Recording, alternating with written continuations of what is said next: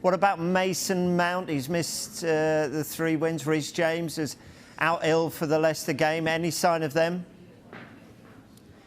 Yeah, they are both out, Rob. They are in hats and snoods, so forgive my cameraman if he doesn't manage to pick them out. I think Reece James has just got his back to us at the moment, missed that game with illness. Mason Mount, been out with this stomach muscle problem, missed the last 3 wins for Chelsea. In fact, last time he started a game for Chelsea was back in February. That was the 18th against Southampton. So they are both out. You mentioned N'Golo Kante, he's out as well as he edges back towards fitness.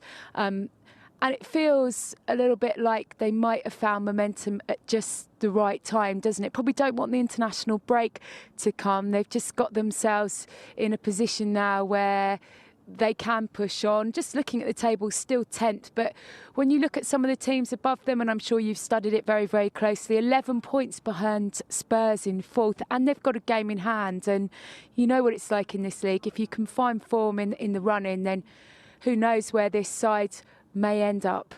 A man who abused Ivan Toney on social media has been banned from every stadium in the country in a landmark ruling. Our senior reporter, Rob Dorsett, joins us to tell us about this and the significance of this ruling, Rob. Yeah, it is significant, but I think it needs some explaining, that landmark ruling bit, because we've seen an awful lot of cases of people, football fans, being banned, getting football banning orders for racially abusing footballers online. What's different here is that the man found guilty, Antonio Neal, is a Newcastle fan, and he racially abused Ivan Toney, a Brentford player, after the game between Brentford and Brighton. In that game, Toney scored twice, by the way. So Northumbria police say that this conviction is different from all the others because the racist abuse wasn't specifically connected to the football match.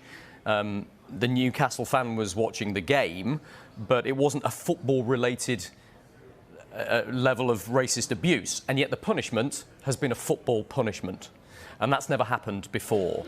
And it's new, and it's possible under the new Police Crime Sentencing and Courts Act of 2022.